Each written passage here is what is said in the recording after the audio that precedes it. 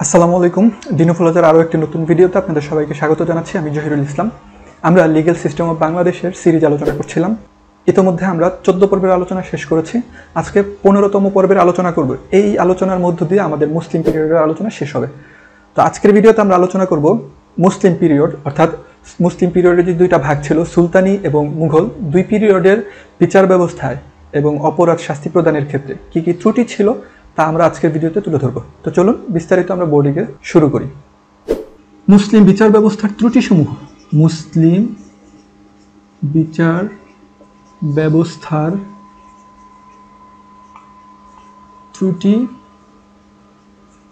সমূহ।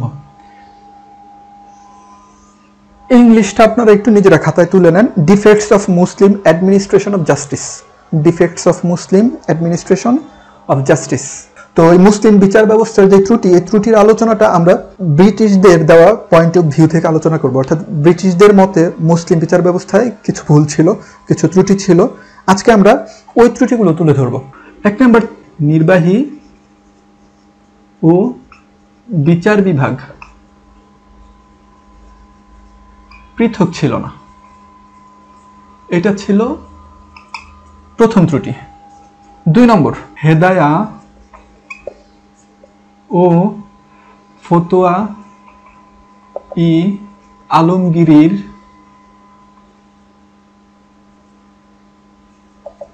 বিধানগুলো ছিল পরস্পর বিরোধী। বিধান ছিল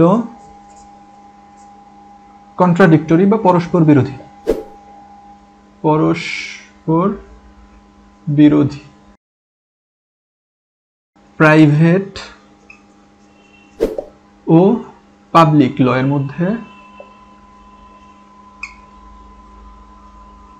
মধ্যে মুসলিম যে ফৌজদারি আইন কোনো পার্থক্য করতে পারেনি। কোনো পার্থক্য করতে পারেনি, বাকিটুকু লিখে নেন আপনারা। মুসলিম ফৌজদারি আইনে কোনো পার্থক্য করতে পারেনি। তাহলে প্রাইভেট ও পাবলিক ল এর মধ্যে মুসলিম যে ফৌজদারি আইন সেটা কোনো পার্থক্য করতে পারেনি। দিয়াত বা রক্তমূল্য, এই পদ্ধতিটা ছিল ত্রুটিপূর্ণ।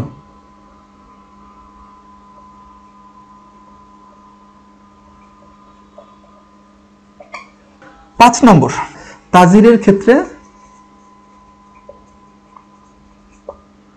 কোনো মানদণ্ড না থাকায়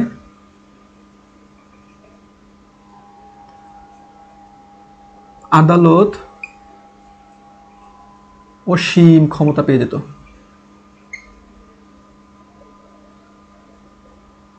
এই কারণে কি হতো, অনেক নিষ্পাপ ব্যক্তিও শাস্তি পেয়ে যেত।